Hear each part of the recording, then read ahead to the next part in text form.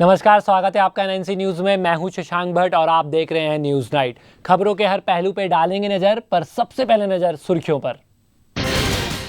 लोकतंत्र के महापर्व का अंतिम पड़ाव समाप्त, मतदाताओं ने किया अपना मताधिकार का प्रयोग। मोदी, मुलायम, केजरीवाल सहित कई बड़े नेताओं की किस्मत ईवीएम में कैद। चुनाव खत्म होते ही बीजेपी में सरकार बनाने के लिए मंथन शुरू। मोदी, राजनाथ ने की संघ प्रमुख मोहन भागवत से मुलाकात। आगे की रणनीति बनाने में जुटे महारथी। बीजेपी प्रवक्ता मीनाक्षी लेखी ने उठाया चुनाव आयोग पर सवाल। कहा, राज्य सरकार के लिए काम कर रही है चुनाव आयोग। बीजेपी कार्यालय पर छापेमारी की कार्रवाई गलत। और दिल्ली के कैंट इलाके में 28 साल की महिला ने अपने नाबालिग प्रेमी के साथ मिलकर की अपने पति की हत्या। दिल्ली एयरफोर्स में तैनात था मृतक रमेश चंद्र शर्मा।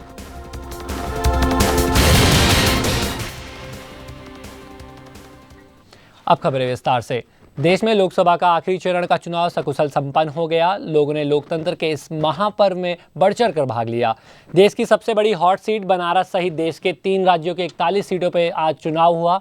बंगाल में छुटपुट घटनाओं को छोड़ चुनाव सही ढंग से संपन्न हो गया। पश्चिम बंगाल में टीएमसी और बीजेपी के कार्यकर्ता आपस में भिड़ गए, जिसमें कई लोग जख्मी हो गए। वहीं बनारस में भी मतदाताओं ने अपने मताधिकार का जमकर प्रयोग किया। बहरहाल लोकतंत्र के महापर्व के इस आखिरी चरण में मुलायम, मोदी और केजरीवाल सहित कई बड़े नेताओं की किस्मत ईवीएम में कैद हो गई। अब देखना यह होगा कि 16 मई को होने वाली मतगणना में कौन किस पर भारी होता है। उत्तर प्रदेश के घोसी लोकसभा क्षेत्र के सदर विधानसभा के डीएवी बूथ पर मतदाता सूची में नाम नहीं होने से आक्रोशित मतदाताओं ने अपना पहचान पत्र जला दिया और जिला प्रशासन के खिलाफ जमकर नारेबाजी की। अपने मत का प्रयोग न करने का मलाल इन लोगों के चेहरे में साफ दिख रहा था, क्योंकि ये अपने बेहतर कर के लिए वोट नहीं कर पाए। फिलहाल चुनाव शांतिपूर्वक ढंग से संपन्न हो गया। दोनों बांट दे सब क्या था ना हाँ 7:30 हो गया है और सिर्फ 4 वोट पोल हुआ है। ये दूसरी मर्तबा करा हुआ है। आज ये कागज बना है, इसमें हम लोग वोट नहीं डाल पाते हैं। एक ग्रुप हम लोग जला रहे हैं। लिस्ट में आईडी प्रूफ बना हुआ है, लिस्ट में नाम गायब है, इसलिए जो है वोट नहीं डाल पा रहे हैं। हम लोग आईडी प्रूफ ही जलाए हैं। जब वोट ही नहीं डाल पाएंगे तो आईडी प्रूफ का मतलब क्या रह गया। बढ़ते अगली खबर की ओर। लोकसभा चुनाव का आखिरी चरण अभी पूरा भी नहीं हुआ है, लेकिन ऐसा लगता है कि सरकार बनाने को लेकर बीजेपी ने रणनीति बनानी शुरू कर दी है। पिछले 24 घंटों के दौरान भारतीय जनता पार्टी के प्रधानमंत्री पद के उम्मीदवार नरेंद्र मोदी के अलावा पार्टी अध्यक्ष राजनाथ सिंह ने संघ के टॉप नेताओं से मुलाकात की है। मोदी ने जहां शनिवार रात संघ के नेताओं से मुलाकात की, वहीं राजनाथ ने रविवार सुबह मुलाकात करने पहुंचे। राजनाथ सिंह की मुलाकात राष्ट्रीय स्वयंसेवक संघ के नेताओं से करीब 2 घंटे तक चली। राजनाथ सिंह के आरएसएस नेता के साथ मुलाकात पर मीडिया के लोगों से बातचीत करते हुए आरएसएस नेता दत्तात्रेय हसाबोले ने कहा कि भारतीय जनता पार्टी के अध्यक्ष का आरएसएस के नेताओं से मुलाकात महज संघ नेताओं को धन्यवाद देना था और ये एक शिष्टाचार भेंट थी। एक जनरल, एक सौहार्द भेंट। इट वाज ए जनरल, एक अफेक्शनेट मीटिंग था। आई डू नॉट से it is a courtesy meeting. संघ के अंदर कर्टसी मीटिंग नहीं होती, एक अफेक्शनेट फैमिली मीटिंग होती है। आज राजनाथ जी भी आए थे। संघ कार्यालय के एक सीधा साधा भोजन जो रहता है वो भी करके गए। 2 स्वयंसेवकों ने देश के नेतृत्व लेकर, पार्टी के नेतृत्व लेकर जो किया, सबको हमने अभिनंदन किया। भारतीय जनता पार्टी के युवा नेता अनुराग ठाकुर ने मीडिया से बात करते हुए कहा कि बनारस की जनता ने देश के प्रधानमंत्री पद के लिए नरेंद्र मोदी को प्रधानमंत्री बनाने के लिए अपना मन बना लिया है। ठाकुर ने कहा कि समाजवादी पार्टी, बीएसपी और आम आदमी पार्टी अपनी जमानत बचाने के लिए पूरी कोशिश कर रही हैं। समाजवादी पार्टी के नेता आजम खां के बयान पर प्रतिक्रिया देते हुए ठाकुर ने कहा कि सपा उत्तर प्रदेश में सब सुपड़ा साफ हो जाएगा। उन्होंने कहा कि समाजवादी पार्टी और बीएसपी ने केंद्र में भ्रष्ट सरकार का समर्थन करती रही है।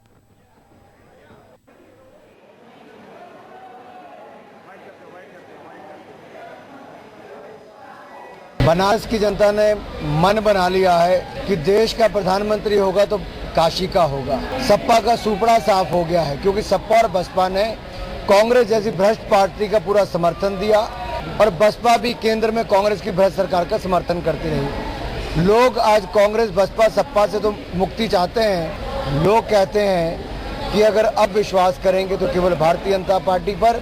जिस व्यक्ति को उसकी पार्टी में नहीं पूछता, देश उसका संज्ञान कहां से लेगा। भारतीय जनता पार्टी ने चुनाव आयोग और उत्तर प्रदेश पुलिस की बनारस के बीजेपी कार्यालय पर छापेमारी की कार्रवाई की निंदा करते हुए बीजेपी नेता मीनाक्षी लेखी ने कहा कि राज्य सरकार ने कार्रवाई कराकर गलत किया।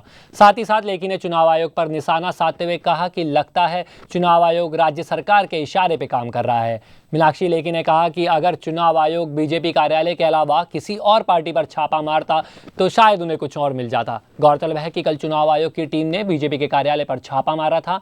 आपको बता दें कि वाराणसी में बीजेपी से नरेंद्र मोदी, कांग्रेस से अजय राय और आम आदमी पार्टी से केजरीवाल खड़े हैं।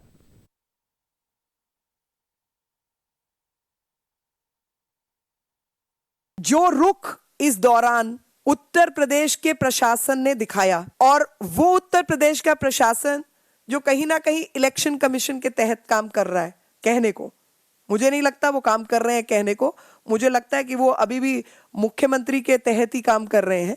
और नॉन बेलेबल, नॉन कॉग्निजेबल, मतलब उत्तर प्रदेश में कोई कानून या आईपीसी नाम की चीज है, रिप्रेजेंटेशन ऑफ पीपल्स एक्ट नाम की कोई चीज है वहां पर? भारतीय जनता पार्टी के नेता बलबीर पुंज ने मायावती पर तंज कसते हुए कहा कि उनकी पार्टी ने तो समर्थन मांगा भी नहीं था कि मायावती अभी से नाच नखरे दिखाने शुरू कर दिए हैं। उन्होंने कहा कि भारतीय जनता पार्टी और कांग्रेस में कोई संबंध है, ये एक मूर्खतापूर्ण बात है।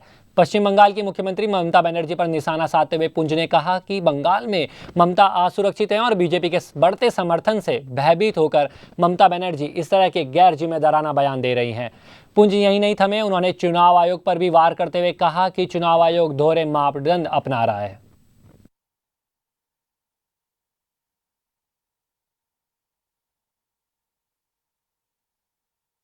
देखिए, एक तो हमने कोई समर्थन मांगा नहीं उनसे जाके, हमने तो देश की जनता से कहा हमको समर्थन चाहिए, उसमें वो भी शामिल है। ये उनका अधिकार है कि वो समर्थन दें या ना दें, और अभी तो बारात लगी नहीं और उससे पहले ही नाज और नखरे, तो उसका कोई अर्थ नहीं है। ये कहना कि भारतीय जनता पार्टी और कांग्रेस का कोई इस चुनाव में संबंध है, इससे ज़्यादा मूर्खता वाली कोई बात नहीं हो सकती।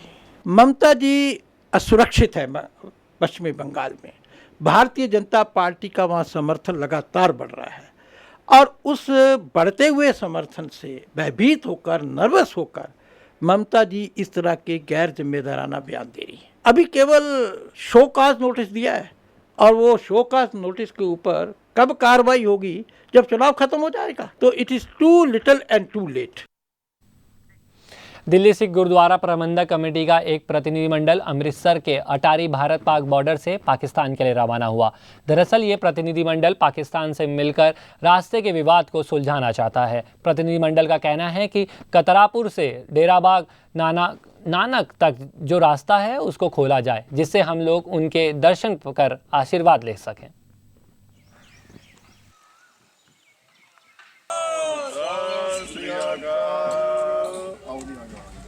सारे कट्टे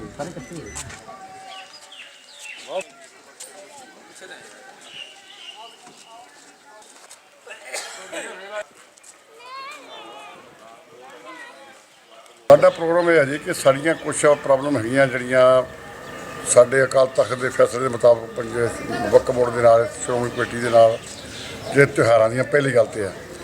ਔਰ ਅਸੀਂ ਇੱਕ ਇਹ ਵੀ ਗੱਲ ਕਰਨੀ ਚਾਹੁੰਦੇ ਕਿ ਜਿਹੜਾ ਕਰਤਾਰਪੁਰ ਤੋਂ ਰਸਤਾ ਜਾਂਦਾ ਨਾ ਡੇਰਾ ਬਾਬਾ ਨਾਨਕ ਨੂੰ ਰਾਵੀ ਭਰ ਕੇ, ਉਹ ਰਸਤਾ ਖੋਲ੍ਹਣ ਦੀ ਅਸੀਂ ਉਹਨਾਂ ਨੂੰ ਰਿਕੁਐਸਟ ਕਰਨੀ ਹੈ ਵੀ ਸਾਡਾ ਰਸਤਾ ਖੋਲ੍ਹਿਆ ਜਾਵੇ, ਤਾਂ ਕਿ ਪੰਜਾਬ ਤੋਂ ਸੰਗਤਾਂ ਖੁੱਲ੍ਹੇ ਦਿਲ ਨਾਲ ਜਾ ਕੇ ਦਰਸ਼ਨ ਕਰਕੇ ਸ਼ਾਮ ਨੂੰ ਮੁੜ ਕੇ ਆ ਸਕਣ। बढ़ते अगली खबर की ओर। दिल्ली के कैंट इलाके में 28 साल की महिला ने अपने नाबालिग 17 वर्षीय प्रेमी के साथ मिलकर अपने पति की हत्या कर दी। नाबालिग युवक 11वीं का छात्र है जो कि उस महिला से ट्यूशन पढ़ता था। इस दौरान दोनों में अनैतिक संबंध हो गए। पति ने इसका विरोध किया तो दोनों ने उसकी हत्या की साजिश की और मौका पाकर उसका गला दबाकर हत्या कर दी। हत्या के बाद दोनों ने मौत को हार्ट अटैक का रूप देने की कोशिश की। पोस्टमार्टम में हत्या का खुलासा होने पर पुलिस ने आरोपी पत्नी सुधा गुप्ता और उसके नाबालिग प्रेमी को दबोच लिया। पुलिस के मुताबिक हत्या का शिकार 40 साल का रमेश चंद्र दिल्ली में एयरफोर्स में सर्जेंट पद पर तैनात थे। वह परिवार के साथ सुब्रतो पार्क स्थित एयरफोर्स क्वार्टर में रहते थे। सुधा और रमेश की उम्र में 12 वर्ष का फैसला था और उनके वैवाहिक संबंध अच्छे नहीं थे। मैं किचन में बंद थी, जो कि हुआ सडनली हुआ। अब यही है कि अब वो जो है तो यहाँ बीबी और ये जो इनका दोनों का जो है तो बस यही कहानी थी। अपना घर समाज जो है तो प्रॉब्लम दोनों की जो है तो वही आपस में जो है तो यही अपना जो है तो तनाव रहता था और इसीलिए जो है तो उसी में सोचा कि इनको जो है तो जान से ख़त्म कर दूँ ताकि ये सारी प्रॉपर्टी हमको मिल जाएगी। मध्य प्रदेश के खरगोन जिले में के कसरवाद इलाके में एक दिल दहला देने वाली घटना सामने आई है, जिसमें 3 छात्रों ने अपने साथ पढ़ने वाली एक छात्रा को घर में जाकर उस पर केरोसिन छिड़क कर उसे जिंदा जला दिया। बोरवा के बी फार्मेसी कॉलेज में पढ़ने वाली पीड़िता निधि को उसके ही सहपाठी अंकित राठौड़, विशाल चौधरी और अक्षय जोशी पीड़िता के घर गए जब उसके माता पिता एक शादी समारोह में बाहर गए हुए थे। पीड़िता को गंभीर हालत में इंदौर के एक निजी अस्पताल में भर्ती कराया गया, जहां उसकी हालत अभी गंभीर बनी हुई है। घटना के तुरंत बाद ही ग्रामीणों ने तीनों आरोपियों को पकड़कर जमकर धुनाई कर दी और पुलिस के हवाले कर दिया। तो वहीं पुलिस इसे प्रेम प्रसंग का भी मामला मानने से इनकार नहीं कर रही है और मामला दर्ज कर जांच शुरू कर दी है।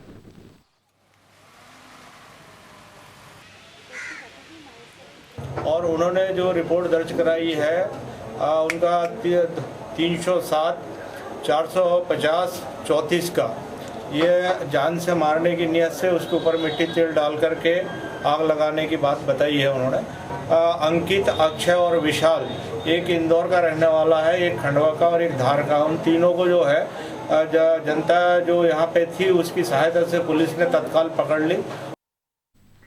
महाराष्ट्र के गढ़चिरौली जिले में नक्सलियों के बारूदी सुरंग विस्फोट करने से 7 पुलिसकर्मी शहीद हो गए और 2 अन्य जख्मी हो गए। घटना सुबह 9:40 बजे की है, जब पुलिसकर्मी जिले में चारमोरोसी तालुका के पुरविंद्रा और मुमरी गांव के बीच जंगलों में अपने अभियान के लिए जा रहे थे। सुरक्षाकर्मी महाराष्ट्र के विशेष C-60 नक्सल निरोधी अभियान बल के थे। घायलों को हवाई रास्ते से नागपुर लाया गया। इलाके में अतिरिक्त सुरक्षा बल को तैनात कर दिया गया है।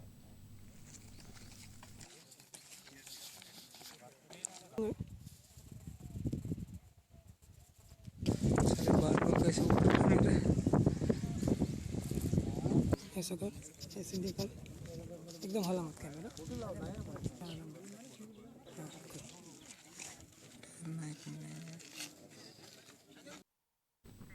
अगली खबर पंजाब से है। Punjab school education board PSEB की नॉन मेडिकल स्ट्रीम में 12वीं क्लास की श्रेणी में संगरूर की डेजी शाह ने राज्य भर में 98.22% अंक के साथ दूसरा स्थान हासिल किया। डेजी ने खुशी जाहिर करते हुए कहा कि वे काफ़ी खुश हैं और भविष्य में इंजीनियर बनना चाहती हैं ताकि जीवन में अच्छा मुकाम हासिल कर सकें। डेजी पहले भी स्कूल में टॉपर रह चुकी हैं और उन्होंने कई ट्रॉफी और अवार्ड अपने नाम किए हैं। खास बात यह है कि डेजी ने कभी भी प्राइवेट ट्यूशन का सहारा नहीं लिया है और खुद मेहनत कर सफलता हासिल की है।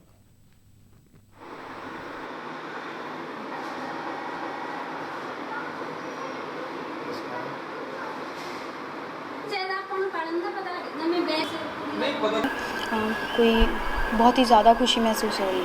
परिवार में किस तरह का माहौल बना हुआ है? बहुत ही खुशी का है, सभी खुश हो रहे हैं। मैं इंजीनियर बनना चाहती हूँ और कुछ एक ऊंची पदवी हासिल करना चाहती हूँ। ਬੱਚੇ ਨੇ ਮਿਹਨਤ ਕੀਤੀ ਸੀ, ਉਹਦੀ ਮਿਹਨਤ ਜਿਹੜੀ ਹੈ ਜੀ ਉਹ ਪੂਰੀ ਹੋਈ, ਸਫਲ ਹੋਈ ਹੈ। 3 ਦਿਨ ਰਾਤ ਕਰਕੇ ਪੜ੍ਹੀ ਹੈ ਬੱਚੇ।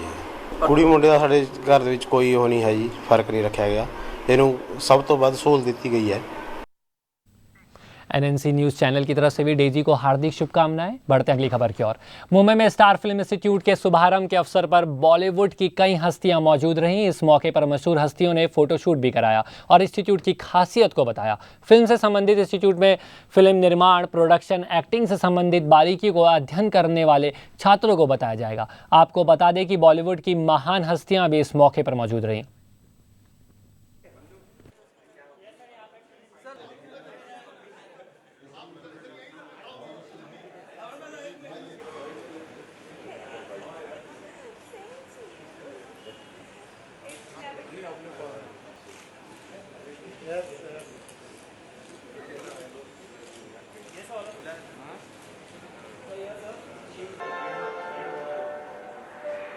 फिल्म लैंग्वेज जो है वो बहुत इंपॉर्टेंट होता है, सब कुछ कन्वे कर देता है। Excellent photography by mister Wahab है and total film is good and good, he has conceived very well, don't give up, it's very good. इस बुलेटिन में फिलहाल इतना ही। देश विदेश की ताज़ा तरीन खबरों के लिए देखते रहिए न्यूज़ नाइट। मुझे दीजिए इजाज़त। नमस्कार।